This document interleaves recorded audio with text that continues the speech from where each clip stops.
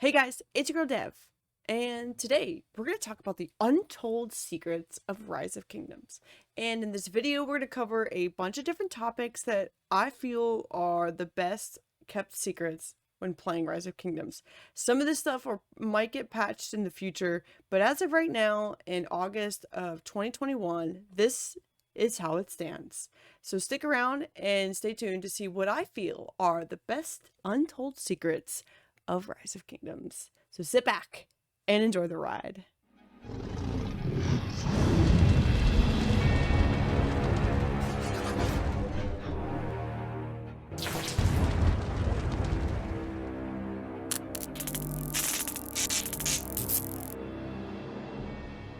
So the first topic that I feel is the most important when we're talking about these untold secrets, it's player immigration during Mighty Governor events. Now, if you are competing in Mighty Governor as articulated here, it's quite interesting, right? Because you earn points in whatever kingdom you are in, and whatever placement that you are in, that's where you are in your current kingdom. If you decide to migrate during a Mighty Governor event and you're going to another Mighty Governor that's on the same cycle, your points will transfer. So for example, if you're in a season of conquest and you're migrating to another season of conquest during an MGE, your points are going to carry over. Now that's going to screw up a lot of different events going on in that kingdom if they have like structured MGEs where their points they're meant to go to specific players, and you leave a kingdom with like 50 million points on like the third or fourth day, and you migrate to your new kingdom and magically your points carried over. Now this only applies if you're going into the same type of MGE.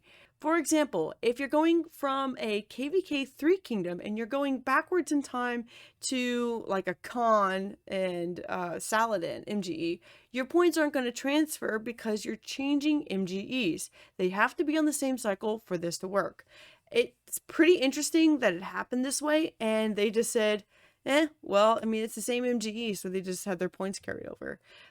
I don't know if I completely agree with that, but if you want a chance to get a better placement in MGE, you might try to do that. And unless they patch it, which I don't think they will, that might actually work for you. So it depends on where you're going and if they know that that is a thing. But if you didn't know that, now you do. Part of the reason why this topic came up, because I recently migrated in the middle of an MGE and somebody's points carried over. I noticed mine did, but I didn't think of anything about it. But when we had a player migrate in that was 50 or 60 million points, that had a huge impact on our MGE. So that's why I try to encourage you to think of that, and especially if you're bringing in migrants, that you check their MGE score prior to their migration in case it might interfere with your MGE.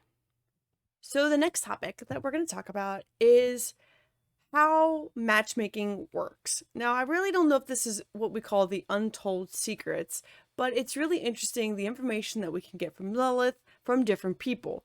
And I'm trying to piece together really what they involve in when it comes to matchmaking for KvK, either in Season of Conquest, Light and Darkness, Seasons 2 and Seasons 1, all the way back to the beginning. Oh, not Season 1, it's pretty obvious. But all the other seasons and what they use. So we know power, right? Well, when it comes to power, if you have troops in your hospital, it does not count towards your matchmaking rating. Now, Lilith did mention, I did ask VIP support, and they said that filling your hospitals bring down your overall power, which your power is counted in your top 300, which your top 300 is counted to your matchmaking rating, okay? But when they messaged me, I asked them, I was like, so what does that mean? Like, what is your match? What else does it involve when it's matchmaking? And they're like, we can't tell you that. That's a secret. So then it makes me think, what do they involve when it comes to matchmaking? What other numbers do they use? Is it activity? Is it your language? So if you zoom out of your map and you take a look at what language your kingdom is, I do know from a previous source that a VIP rep mentioned that they look at your language right here of your kingdom. And it's based off of whatever alliance is holding the temple. Obviously, it's based on the alliance holding the temple. Okay, so whatever language that is, that's the language that they use to matchmake you with other kingdoms of like languages. I mean, I can't really say that that's guaranteed, but they said that there's more than one thing involved in matchmaking. Well, obviously, it's not just power. Well, what else do we got? We have power, we have activity, and we have language. I mean, like, I can't think of anything else that they could include that's not biased against anything else. So that's what I'm taking from this, is that it's actually only a few things that are involved in their matchmaking rating. Is it their successful wins in KvK? Is it how they can't tell us how they manage a kingdom if that's involved, because I don't think that they would be able to do that, but Lilith does some really weird stuff, so I can't really say no to that. Maybe it's based on Kingdom Age. Maybe they say that they don't have access to all these Season of Conquest commanders, so we won't put them in with a pool of a lot of other kingdoms that have those kind of commanders. But activity is another thing that we can look at. Now, there's a couple of ways you can kind of try to determine your activity on your kingdom. Is you can create a new account or migrate in like a 1,000,000 power or 2,000,000 power account, and you do a Sunset Canyon. Depending on what level your Sunset Canyon is, will depend on your activity. So if a lot of people are doing Sunset Canyon, you're gonna have a lot of activity in your kingdom. Like if you go into a brand new one, it's like over 1,000, right? You're like 2,000 or 2,500. But in an older kingdom, well established, you might be ranked like 2 or 300. Or in the 50 to 60 million power range with good commanders, you're going to be in the top 100. So it's really interesting that if they play that, make that a piece that they play into matchmaking. Again, not confirmed on everything else, but except they include power, and filling hospitals is a thing. So I thought that was really interesting, and I'm really glad I got that like official word of response from them. Now, a lot of people are going to tell me, oh, well, I messaged them too, and they told me something different. I don't know. Lilith is weird with their way their customer service is, and that's just my impression, and I would say I can kind of agree to that. And that's probably why they stopped the double fill hospital glitch, which it wasn't really supposed to happen that way, but it worked, and a lot of people could reduce power and matchmake two kingdoms much weaker than they really are. And let's move on to the next topic. So, for this next piece of Untold Secrets, it's more about talking of Season of Conquest commanders being used in Light and Darkness, which is Season 3. And this is one thing that they've been trying to change, or at least I think they've been trying to change since the release of Light and Darkness and Season of Conquest, where they're trying to find a balance when using those commanders in older kingdoms as well as in newer kingdoms, where they're not going to be able to use them in newer kingdoms, so you shouldn't see, Guans in Season 3. Well, I'm here to tell you that they still haven't fixed that problem, and as of August of 2021, they still haven't, because this is a Guan, as you see here, and we're in a Season 3 kingdom.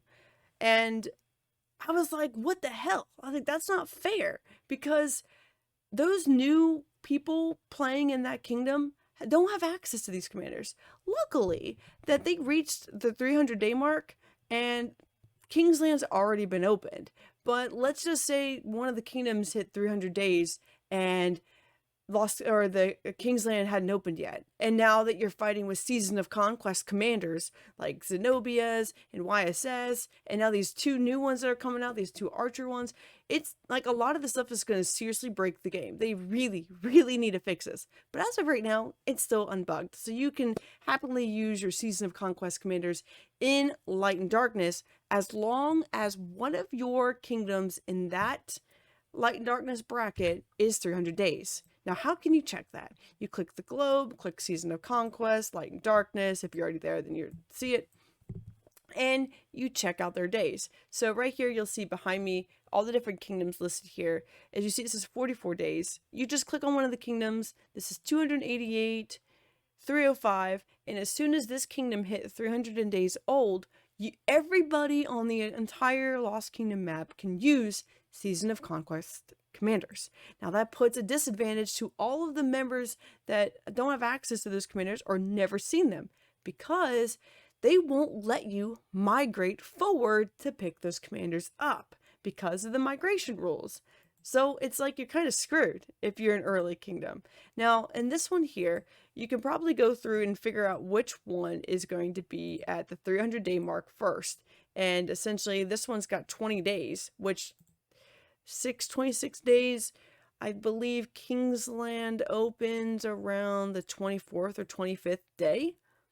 So that means that potentially, that means that this continent here will have access to Season of Conquest commanders as soon as the 300-day mark hits. This crap is ridiculous. They shouldn't be allowing Season of Conquest commanders. And they mentioned about gear locking. Well, if they gear lock, it's going to be open at the 300-day mark. You're not in Season of Conquest yet until after this event closes. So the bug is still there. So they still haven't fixed it. Hello? Fix that, because it's kind of a big problem. It completely mitigates any rules of having these commanders being locked for Season of Conquest if they're not legitimately locked for until Season of Conquest, because they're not. They unlock at the 300-day mark, which is what it was a couple of months ago, about a year ago, right? It was locked at 300 days. Now, that's frustrating, I know, and I've done Season Light and Darkness multiple times, so that's why I hold it near and dear to my heart, because I don't think it's very fair that that happens that way. But we're going to move on to the next topic, because there's not really much more we can talk about that piece. But they did add a lot of the returning troops back. So I love that piece. And remember, you can't get troops back until, if you migrate during the troops back period, you have to wait till the map closes. So whatever day it closes, add 3 more days to it, and then that's when you get your troop back. So don't panic if you migrate and you killed troops off to migrate. You'll get them back at the end of that kingdom that you left. KvK is over, plus 3 days. Well, again, enough about that. Well, I'll sit here and I'll rant about Light and Darkness and KvKs and stuff for a while. So let's move on to the next topic. Okay, in this last piece, we're actually going to talk about the biggest topic of this video, and it's really the biggest secret, I feel, in Rise of Kingdoms, and that is talking about passes, flags, and rallies. And what I found out was probably mind-blowing. I'm going to show you a quick clip from my video that I did on my live stream and why that piece is so important. Take a look.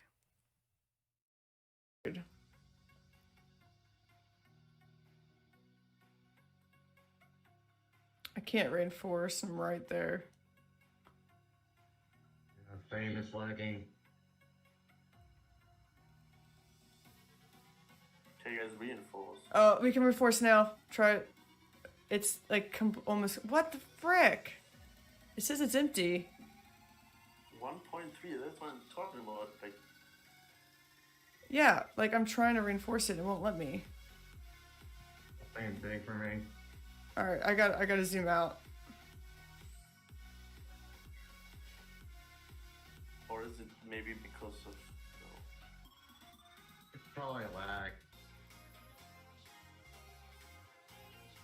There's a kind of early. There's a kind of early there. Definitely.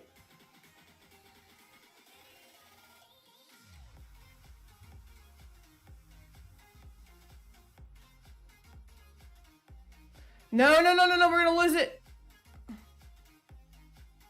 We're gonna lose it, we're gonna lose it! Fuck, it's gone.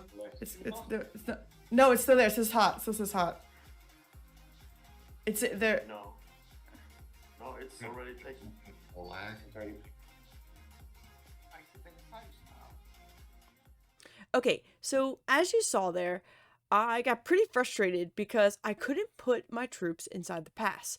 I thought, oh shit, my game is bugged. I can't get in the pass. I need to close it and reopen it and try again. And I still couldn't get in the pass. And I got super frustrated because you can tell that we were losing troops. We were under the cap and nobody could join. I had my garrison there. I just had to fill it and go into there before we lost the pass. But we lost it anyways. Why? I was so furious. I was like, why did we lose the pass? I was right there. I couldn't garrison it. I couldn't get in. I don't know what was wrong. It was empty. Nobody was reinforcing from far away. It just didn't work. So I asked VIP support because I'm sitting here furious during the middle of this war. And it turns out you can only have 100 players, 100 total armies in a pass, in a flag, or in a rally at a time. If at any point in time you reach 100 players, you can no longer reinforce that structure or that rally unless people leave. And I was like, well, that actually makes a lot of sense. You can only fit 100 people inside, no matter if there's 100 people that have 5 troops or 100 people that have, you know, well, a full army, right? You cannot fill a structure unless there's less than 100 people inside. And I was like, oh my God, this is crazy. So then it comes down to, how do you implement that? And in a lot of cases, if you're in a very high active kingdom with a good active record, you can keep people out of the pass and be fine. But then it comes to the issue where somebody in the pass has been in there for multiple hours, and you don't play this game for 12 hours straight, and you can't babysit a pass for that long. I mean, some people might, but let's just say they don't, okay? For the purpose of this discussion, let's just say that they're not that active, okay? And they are, but they're not, right? And so they put their army in a pass and they forget about it, right? Now you're taking up that one player spot from an active person who could be in that spot. If in the case that this happened, so we used this maneuver on our enemies and it worked. So the pass is not full with 100 players, right? And you're trying to fill people in it. Well, if they go to bed, right, they're not going to remove their troops unless you forcefully kick that player from the alliance. And that means that they're stuck in that pass until they wake up or you lose the pass. So if you can fight the enemy in their downtime when you know people never left the pass, then you will win as long as you keep killing their troops in the pass. They can't reinforce it continually if people don't leave the pass. Or flag is the same way. And I mentioned rally because it still counts, but I don't think you're going to have 100 people in a rally. That's why we tell people, if you have like 1,000 troops in that army, leave the freaking rally and let somebody else reinforce it, so you're not taking up that extra player spot. So now you know how you can implement it. Now it's really important that you implement this correctly. And that means that you kick people from the alliance that are in the pass for longer than 2 or 3 rallies. Tell people not to fall asleep inside the pass. Unless you're a garrison and they don't have anybody else to fill it, then I guess it's the only caveat and the only difference. But still, you shouldn't leave your troops in a pass if you're going away, or if you're leaving, or if you're going to bed, because then now you're risking that pass because you went to sleep, and they're going to have to kick you from the alliance, or they're not going to kick you because they're not going to pay attention. And when we're talking about coalitions and Season of Conquest, that's probably the biggest struggle, because you don't know what alliance they're in because the pass doesn't say it. It just says the person's name. And then you try to at them and you can't because they're not in your alliance. They're in another coalition. If there's 5 alliances in a coalition, now you have to search through all 5 alliances for this one player. And as you can see where this frustrations come from, because I struggled with this in my KvK, but we got through it and we were able to win the pass and we won, but we saw the enemy struggling. And I made sure I stressed to my coalition mates that you do not fall asleep inside of a pass. Do not fall asleep with less than 1,000 troops in that pass, less than 10,000, less than 50,000, whatever it was at the time, depending on our activity and depending on the war time and what was going on. It would depend on the situation. So you really need to look at that. Okay, really focus on the fact that people should not be leaving their troops inside of a structure, or else you're risking that structure and losing it because people went to sleep and you're maxed out at 100 players. That's probably the biggest piece to this video, is that I didn't know that. And it was super hella game changer when I found that out, because I was able to implement it in ways that won us the war. And it worked great for us. So I hope that you guys can take that advice and use it as well, because it was really helpful for me. It should be helpful to you. Alright guys, that's going to wrap it up for this video as we talked about the Untold Secrets of Rise of Kingdoms. And this is just my impressions of some of the things that I feel like a lot of people still don't know about this game, and things that I've learned recently to help better my account and better the kingdom that I'm in currently. This is a lot of information at once. I'm sorry about that. I do hope that this information is informative and you can take this back to your account and to your kingdom and use this information to help better your progression. Now, if you have any other questions, or if you have any other secrets or things that you don't think that a lot of people talk about or cover, drop me a comment below or send me a DM in Discord and we'll talk about this and have a good conversation and maybe see it in the next video. That's it from me, guys. So for now, just keep it real.